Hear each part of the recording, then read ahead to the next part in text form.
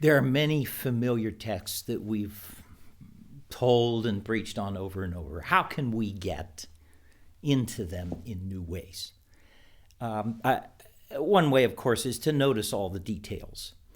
But two suggestions.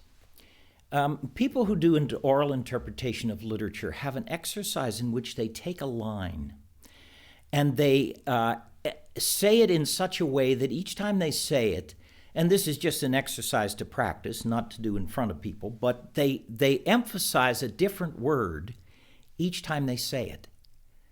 And things that have been so familiar sound very different when you emphasize different words.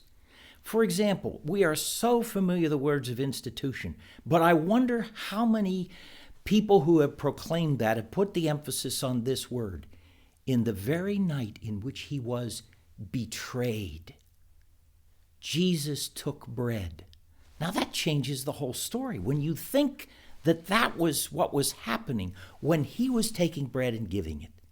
So one of the ways to do it is to think about how you can emphasize words that aren't traditionally emphasized or just don't come out in sort of a way of just saying it. But a second way, maybe a more intriguing way, especially when there are characters in the stories, is to retell the story. And you can do this either for the congregation in different ways, or you can do it just as your preparation. Retell the story from the point of view of Mary. Now that means changing the pronouns so that you begin to say the story in such a way that Mary is telling it.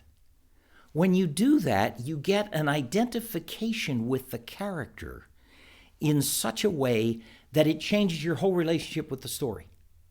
And then retell the story as if you were Joseph, or retell the story as if you were the angel appearing to Mary, or retell the story as if you were the shepherds, if these are birth narratives, for example.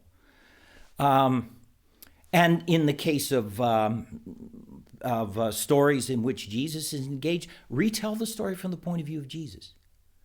It just very much changes your identification with that story.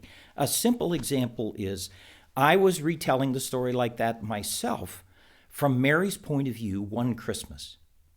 And I thought to myself, Mary's experience of Advent, of the coming of the Lord, is very different from everybody else's, because Jesus is coming to birth from within her rather than from outside.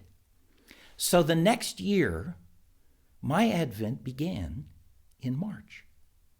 And I had 9 months of preparation where I imagined myself pregnant with Jesus, trying to understand what it would be like to experience Jesus coming to birth from within me. Now, I had no birth pains and no morning sickness or any of that, but it was a rather amazing spiritual experience to think of it from that different point of view.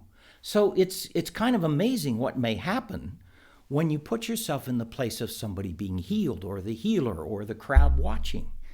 It changes the way you think about it and brings it to life in new ways.